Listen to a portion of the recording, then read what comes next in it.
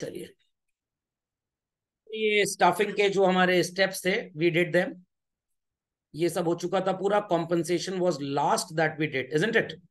चलिए, तो आज स्टार्ट करेंगे इसके basic part, that is recruitment. मैंने आपको प्रिंसिपल लॉजिक बताया था रिक्रूटमेंट का क्या होता है। Recruitment is basically the choice that we take, either we'll hire from the office और फ्रॉम आउटसाइड। इंटरनली हायर करेंगे या एक्सटर्नली हायर करेंगे। समझ में आ गया? तो रिक्रूटमेंट बस इतना ही होता है। इसके बाद का जो प्रोसेस है, एप्लीकेशन फॉर्म लेना, टेस्ट कंडक्ट कराना, उसके बीच में हम एडवर्टाइजमेंट भी देंगे, और ग्रुप डिस्कशन, इंटरव्यू वगैरह वगैरह, वो सब किस पार्ट में आता है? सिलेक्शन पार्ट में आता है। Fundamental is clear? तो everybody is suppose to put the heading titled as recruitment.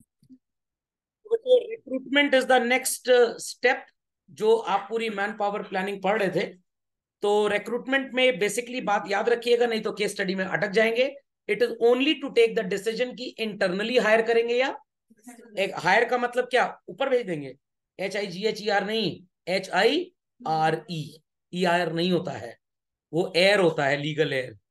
Process of searching and motivating, तो भाई कहां से सर्च करेंगे आप? ईदर फ्रॉम इनसाइड और from outside. To apply, to apply, तो एप्लीकेशन कलेक्शन का काम इसके बाद होगा। समझ में आ गया? By using what? Internal and external sources. तो it is basically a positive step. हम किसी को अपनी ऑर्गेनाइजेशन में एड अप कर रहे हैं। क्या कर रहे हैं? एड अप कर रहे हैं। समझ में आ गई बात? तो झटपट इसकी डेफिनेशन लिख डालिए। चलिए, so let's start with the sources children. अब सर ये हवाई जहाज से जाएंगे तो एक्सटर्नल? अरे नहीं भाई, ये बताया गया है बस आपको। तो मान लीजिए कि आपके पापा का बहुत बड़ा मल्टी करोड़ बिजनेस है बच्चों, और मैं उस बिजनेस में सीनियर मैनेजर हूं। अब उन्हें एक एसोसिएट वाइस प्रेसिडेंट की खोज है। हो सकता है वो मेरे टैलेंट से काफी इंस्पायर्ड हो, प्रभावित हो, और वो मेरे को ही प्रमोट कर दें। This is known as internal recruitment. तो इंटरनल रिक्रूटमेंट जो होता है, it is a type of promotion only. I repeat children, it is a type of promotion only. But कभी कभी ऐसा भी होगा, State Bank of India New Delhi Connaught Place branch का मैनेजर चेन्नई की XYZ रोड ब्रांच का मैनेजर बना दिया जाए। प्रमोशन नहीं हुआ, इंटरनल रिक्रूटमेंट हो गया, ट्रांसफर हो गया। यस, वेरी वेल सेड संस्कृति जी। तो ट्रांसफर शब्द, प्रमोशन शब्द, ये दोनों भी इंटरनल रिक्रूटमेंट बोले जा सकते हैं। बट अच्छी ब्रांच से घटिया ब्रांच में भेज दिए गए, ये नेगेटिव रिक्रूटमेंट हो जाएगा। ये ट्रांसफर नहीं है, ये डिमोशन है। चलिए, थैंक्स टू पांडे जी, पहली बार जिंदगी में सही आंसर दिया है। ये डिमोशन हो गया। समझ में आया कि नहीं? इनके इमोशन काम कर गए थोड़े से, खोपड़े में बात गई। तो इमोशन पॉजिटिव हो तो प्रमोशन, इमोशन डिडक्टेबल हो तो डिमोशन। समझ में आई बात? तो अगर हम अपनी ही ऑर्गेनाइजेशन से किसी को लें और दूसरे ऑफिस में भेज दें, दैट इज ट्रांसफर, बोला जा सकता है इंटरनल रिक्रूटमेंट। बट यहां पे मैं रिक्रूटमेंट वर्ड को ज्यादा फोकस नहीं करूंगा ट्रांसफर में, क्योंकि रिक्रूटमेंट में क्या होता है, आपको सैलरी पहली बार कभी मिलेगी। लॉजिक समझ में आ गया? बट रिक्रूटमेंट का मतलब क्या है, पिछली स्लाइड की डेफिनेशन से आप देखिए। सर्चिंग एंड मोटिवेटिंग, नया लेके आए तो सर्च किए, और एग्जिस्टिंग को ही मोटिवेट करके हायर जॉब के लिए भेज दिए, किसी दूसरे एरिया में ट्रांसपोर्ट कर दिया, मतलब ट्रांसफर कर दिए, तो ये भी एक तरह का रिक्रूटमेंट ही है। तो कंफ्यूजन एकदम क्लियर होना चाहिए कि भाई प्रमोशन भी एक तरह का इंटरनल रिक्रूटमेंट है, ट्रांसफर भी एक तरह का इंटरनल रिक्रूटमेंट है, डिमोशन सजा वाला इंटरनल रिक्रूटमेंट है वो भी एक तरह का रिक्रूटमेंट। समझ में आ गया? तो बहुत प्रिसाइसली इस डेफिनेशन को समझना है। प्रोसेस ऑफ सर्चिंग जब हम नया लेके आएंगे, एंड मोटिवेटिंग पुराने को ही थोड़ा सा इंस्पायर कर रहे हैं। समझ में आ गई बात कि नहीं?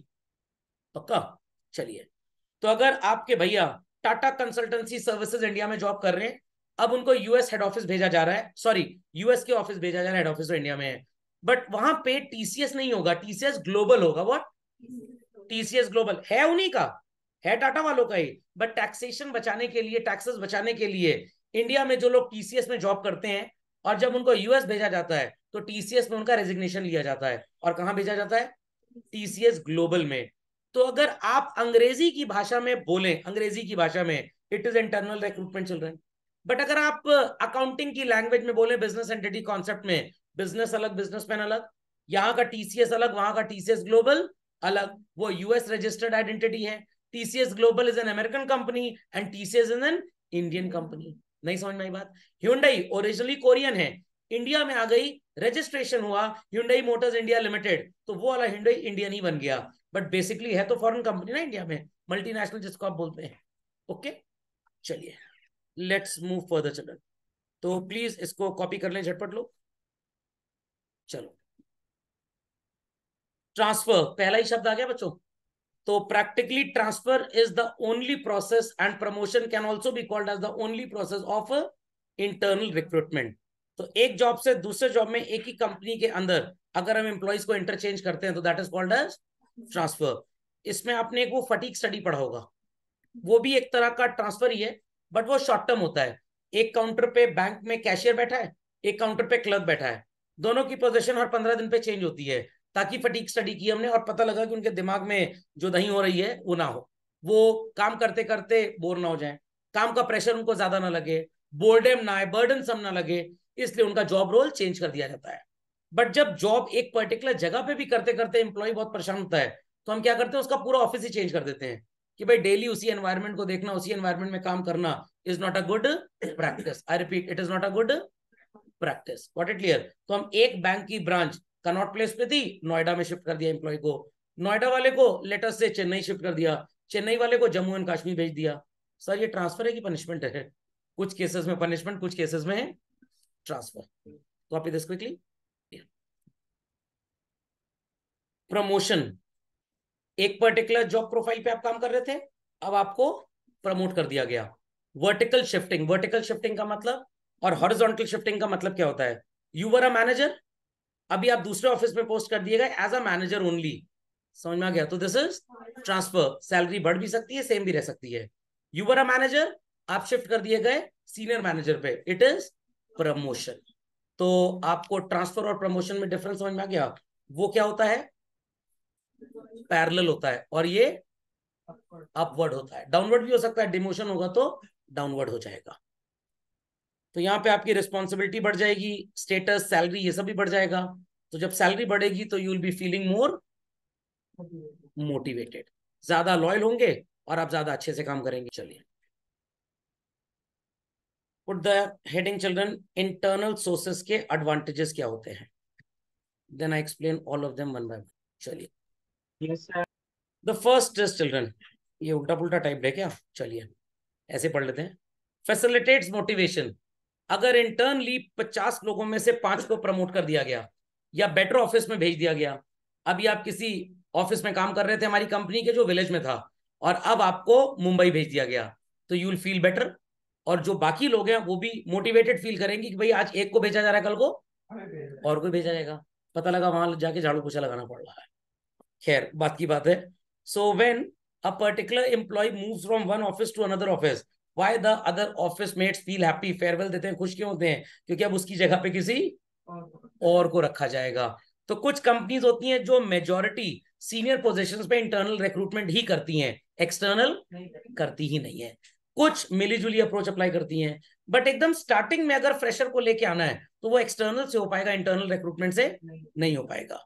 सो प्रमोशन से वैकेंसी क्रिएट होगी लोअर लेवल पे चिल्ड्रन, एज अ रिजल्ट 50 में से 5 लोग को दूसरे ऑफिस भेज दिया गया या किसी ऐसे ऑफिस में भेज दिया गया जहां पे उनको प्रमोट किया गया, तो यहाँ पे 5 वैकेंसीज खाली हुई, तो बाकी लोग जो बचे उनको मौका मिलेगा उस हायर पोजीशन पे आके काम करने के लिए। तो अगर एक प्रमोट होगा तो उसके बाद एक और, फिर एक और, फिर एक और, ऐसा चलता रहेगा। तो जरूरी नहीं कि हमने एक को प्रमोट किया तो एक ही प्रमोट हुआ, एक के प्रमोशन के साथ 5-10 प्रमोट हो सकते हैं। समझे कि नहीं समझे? पक्का? Please copy the content. Understood कि कैसे वैकेंसी क्रिएट होगी। तो अगर मान लीजिए एक बैंक में 10 लोग काम कर रहे हैं, एक को न्यू दिल्ली भेज दिया गया लखनऊ से, तो उस ब्रांच में एक सीट खाली हो गई। अब उन 9 में से किसी एक को वहां पे पोस्ट किया जाएगा, फिर सो कॉल्ड एक नीचे की सीट खाली होगी तो नीचे एक एम्प्लॉय प्रमोट होगा, और एकदम लोअर लेवल पे एक नया कैशियर हम हायर कर लेंगे। ओके। इकोनॉमिकल, एक्सटर्नल रिक्रूटमेंट में क्या होता है? हमें एक पोस्ट के लिए एडवर्टाइजमेंट निकालना पड़ता है। क्या एडवर्टाइजमेंट बच्चों फ्री में निकलेगा? No, we need to spend money. I repeat, we need to spend money. पैसा खर्च करना पड़ेगा, तब जाके एडवर्टाइजमेंट निकलेगा, तब लोग आएंगे। तो इंटरनल में आपको ऐसा कुछ नहीं करना, एक नोटिस लगा दीजिए, या आजकल तो एम्प्लॉयज को ईमेल भेज दीजिए, भाई इस पोस्ट के लिए हम सो एंड सो पर्सन को चाहते हैं, जिसके पास रिक्वायर्ड क्वालिफिकेशन हो कैन अपीयर फॉर इंटरव्यू। तो ऑफिस के जितने लोग होंगे वो सारे के सारे इंटरव्यू देने आ सकते हैं। तो व्हाट हैपेंस चिल्ड्रन, हमारी कॉस्ट जो एडवर्टाइजमेंट की थी वो पूरी की पूरी बच गई। तो it is an economical way to recruit. Okay, तो एडवर्टाइजमेंट में पूरा पैसा बचेगा। सिलेक्शन प्रोसेस में जो आपको लेके आने पड़ते हैं what is called as specialist लोग, वो आपको लेके नहीं आने पड़ेंगे। Update quickly, simplifies the process of selection. Existing candidates जो ऑलरेडी आपके यहाँ जॉब कर रहे हैं, आप उनके बारे में सब कुछ जानते हो, वो भी ऑर्गेनाइजेशन को बहुत अच्छे से जानते हैं, तो उनको इवैल्यूएट करना इजी है, उनको जज करना इजी है, या किसी को बाहर से लेके आए उसको जज करना इजी है चिल्ड्रन? उनको जो ऑलरेडी एग्जिस्ट कर रहे हैं, टू जज देम इज वेरी इजी। बाहर से आप किसी को लेके आएंगे, यू डू नॉट नो किस तरह का इंसान है, पता लगा आपको लग रहा है कि बहुत अच्छा पर्सन है, आईआईटी ग्रेजुएट है, बाद में पता लगा किसी टेररिस्ट ऑर्गेनाइजेशन का मेंबर था, आपके बैंक को ज्वाइन किया, डेटा चोरी कर रहा है लोगों का, और फिर ओटीपी मंगा मंगा पैसा ट्रांसफर कर रहा है। क्या पता सच में अच्छा हो, तो कुछ भी नहीं पता ना। तो जब नहीं पता आपको और आपको लग रहा है कि मैक्सिमम लोग ऐसे हैं, तो आप क्या करेंगे? रिक्रूटमेंट कहाँ से करेंगे? इंटरनल सोर्स से। समझ में आ गया? तो फायदे दोनों को हैं, वो भी वर्किंग एनवायरनमेंट से काफी अक्वेंटेड हैं, तो ओरिएंटेशन वगैरह पे, ट्रेनिंग वगैरह पे ज्यादा पैसे नहीं खर्च करने पड़ेंगे। तो that is the meaning how it simplifies the selection process. Moving ahead children, avoid orientation. Sir आप जो होता है पहले ही बता देते हैं, मैं तो पहले ही बता रहा हूँ, जो नहीं ध्यान देगा कंपार्टमेंट का एग्जाम देगा ही देगा। जब पुराने ही पर्सन को हमने ट्रांसफर करके, प्रमोट करके, वैकेंसी फिल कर दी, एक जगह खाली हो गई वहां दूसरे को लाएंगे, तो एक इंसान जब एक ऑफिस से दूसरे ऑफिस जाता है, एक इंसान एक पोस्ट से जब ऊपर जाता है, series of promotion and transfer होते हैं, किसी एक का नहीं होता। एक्स ने अपनी कुर्सी छोड़ के दूसरे की पकड़ी, तो एक्स की कुर्सी खाली हुआ, वाई आएगा, वाई की कुर्सी पे सर जेड के बाद तो एबीसीडी खत्म, डबल ए आएगा, ए बी आएगा, लाइक वाइज। ओके, समझ में आ गई बात? चलिए, तो अब इन लोगों को पता है, they are well versed with the culture of our organization, तो इनको ओरिएंटेशन कराने की जरूरत नहीं होगी। समझ में आ गया? तो इनको पता है कि कैसे काम होता है, तो इनके ऊपर आपको ज्यादा पैसे भी खर्च नहीं करने। तो इतनी सब बातों को देख के समझ के आपको क्या लग रहा है बच्चों? इंटरनल रिक्रूटमेंट इज गुड और external recruitment is good. Internal source से रिक्रूटमेंट करें या एक्सटर्नल से करें? इंटरनल से एडवांटेजेस ज्यादा होंगे। ओके, अपडेट कर लीजिए फास्ट। चलिए नेक्स्ट, रिड्यूसेस इम्बैलेंस। सर कैसा इम्बैलेंस? 10 लोग हमारे ऑफिस में थे, 2 लोगों का रिटायरमेंट हो गया, अब कल सवेरे तो नए आ नहीं जाएंगे, तो हम अपने दूसरे ऑफिस से स्टाफ मंगवा के अगले 6 महीने तक अपनी शॉर्टेज पूरी कर लेंगे, जहां पे स्टाफ के ना होने की वजह से नुकसान ज्यादा हो सकता है। अब जहां पे शॉर्टेज हुई वहां पे टाइम बिंग टेम्परेरी इंप्लॉय को एक्सटर्नली रिक्रूट कर लेंगे, जब तक हो सकता है कोई अच्छा ना मिले। तो ये पॉइंट बड़ा कंफ्यूजिंग है, इसको लोग सही तरीके से थोड़ा समझें। रिड्यूस इम्बैलेंस का मतलब क्या है? Transfer helps in shifting workforce from surplus department to those where there is shortage. तो मान लीजिए कि हमारे एक डिपार्टमेंट में 10 लोग हैं और दूसरे में भी 10 लोग हैं, मैं 2 तरह से आपको इसको समझाऊंगा, ध्यान दीजिएगा। दोनों में 10-10 है, 10 की ही जरूरत थी बच्चों, हमारे पास कोई सरप्लस शॉट नहीं था, 10 की जरूरत थी, 10 थे। एक्स डिपार्टमेंट में 10 लोग थे और उस एक्स डिपार्टमेंट से सो कॉल्ड 2 लोग रिटायर हो गए। X department was having 10 and why was also having 10। X department से चिल्ड्रन 2 पीपल रिटायर्ड, कितने बचे? 8। ये डिपार्टमेंट हमारे लिए थोड़ा ज्यादा इंपॉर्टेंट है और ये थोड़ा सा कम, तो यहां से 2 लोगों को और बुला लिया जाएगा। कितने हो गए यहाँ? 10। और यहाँ पे कितने बचे बच्चों? कितने बचे? 8। Fundamental logic is clear. 8 लोग यहाँ पे बचे हैं। अंडरस्टूड और नॉट अंडरस्टूड? पक्का? अब यहाँ पे हम 2 लोगों को टाइम बीइंग एक्सटर्नली रिक्रूट कर लेंगे टेम्पररी, ताकि काम चलता रहे। तो एक तो ये फायदा होगा हमारे इंटरनल सोर्स का कि हमें मोर इंपॉर्टेंट डिपार्टमेंट में लेस इंपॉर्टेंट डिपार्टमेंट से लोग मिल जाएंगे। फंडामेंटल इज वेल अंडरस्टूड और नॉट? Not understood? पक्का? बट सो कॉल्ड, एक और एग्जांपल ले लीजिए, department A and department B is there. A में there were 10 employees and B में देयर आर 15। डिपार्टमेंट ए में एक्चुअली हमको कितने लोगों की जरूरत है? द आंसर इज हमें 12 लोगों की जरूरत है। और यहां पे हमें जरूरत है 14 लोगों की। तो इस डिपार्टमेंट में we have what children, excess, surplus कितना है, एक। और यहां पे क्या है बच्चों, शॉर्टेज कितने की है, दो की। क्या करेंगे, एक यहां से कवर अप कर लेंगे और एक को एक्सटर्नली रिक्रूट कर लिया जाएगा। समझ में आ गया? या अगर मान लीजिए यहां दो लोग एक्स्ट्रा होते हैं और यहां दो शॉर्ट होते हैं, तो यहां दो एक्स्ट्रा इधर चले जाते हैं। समझ में आई बात कि नहीं? आप ऐसा समझ लीजिए, आपके घर में झाड़ू पोछे वाली भी आती है, बर्तन वाली भी आती है। एक दिन बर्तन वाली गायब हो गई, तो आपने झाड़ू पोछे वाली से बोला भाई 50 रुपए एक्स्ट्रा ले लो, हमारे यहाँ बर्तन भी कर देना। क्या आप किसी बाहरी को लेके आएंगे? पता लगा बर्तन तो साफ नहीं ना, घर साफ करके चली गई वो। समझ में आया कि नहीं आया? तो जहां पे शॉर्टेज होती है, हम वहां पे कवरेज करने के लिए सरप्लस डिपार्टमेंट से पिक कर लेते हैं। और सर मान लीजिए दोनों जगह ऑप्टिमम एम्प्लॉयमेंट है, तब क्या करेंगे? ये आपका क्वेश्चन होता आगे चल के। तो इस क्वेश्चन पे पहले मैंने ही काउंटर अटैक कर दिया। तो अब मोर इंपॉर्टेंट डिपार्टमेंट में एम्प्लॉय ले आएंगे। यहां पे जो शॉर्टेज होगी, एक्सटर्नली आप टाइम बीइंग किसी को टेम्पररी रिक्रूट कर लेंगे। समझे कि नहीं समझे? What it? Update fast children, दोनों एग्जांपल देख लीजिएगा, काम की चीज है। मूविंग अहेड, डिसएडवांटेजेस क्या होते हैं सर?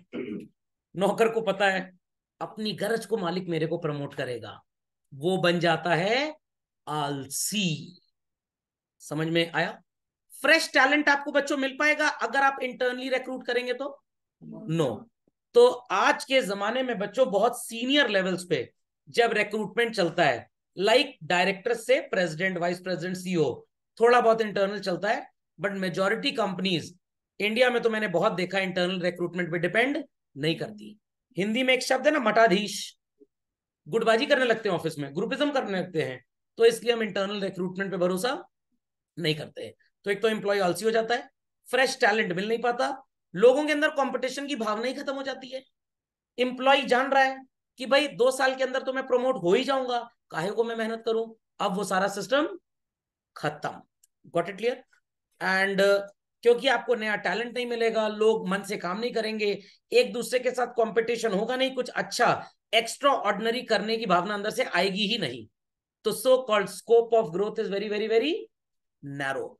जब आपका जूनियर आपसे बेटर आउटपुट देगा, तो आपके अंदर भी एक जील क्रिएट होगी, एंथुजियाज्म क्रिएट होगा, भाई मेरे को भी कुछ बेटर करना है। नहीं तो जूनियर प्रमोट हो जाएगा और मैं सबऑर्डिनेट बन जाऊंगा। जर्नल एंट्री पास हो जाएगी, superior account debit to subordinate, superior क्या बन गया?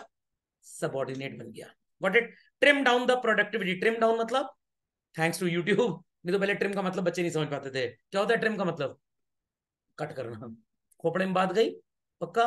तो अगर हम बाहर से टैलेंट नहीं लेके आएंगे, एक्सटर्नल रिक्रूटमेंट नहीं करेंगे, तो in many cases productivity will go down. खोपड़े में बात गई? तो चलिए, रफली तो आपको बता ही दिया है। नेक्स्ट क्लास में इसके फर्दर थोड़े एग्जांपल्स और दे दूंगा आपको, और फिर स्टार्ट करेंगे कौन सा रिक्रूटमेंट, एक्सटर्नल। अब मैं आपको एक टेक्निक भी बताता हूं इसके मेरिट्स डीमेरिट्स लर्न करने की। जो इसके डीमेरिट्स है वो उसके, अच्छा सर वहां लिखेंगे प्रमोट्स लेजीनेस मेरिट है, avoids laziness act among the employees, creates enthusiasm and zeal and develops a sense of competition। अच्छा सर ऐसे लिखना है क्या? बल्ब जल रहा है, बल्ब इज बर्निंग नहीं होता है, भावार्थ शब्दार्थ नहीं। ओके, चलिए बच्चों, दैट्स ऑल फॉर टुडे।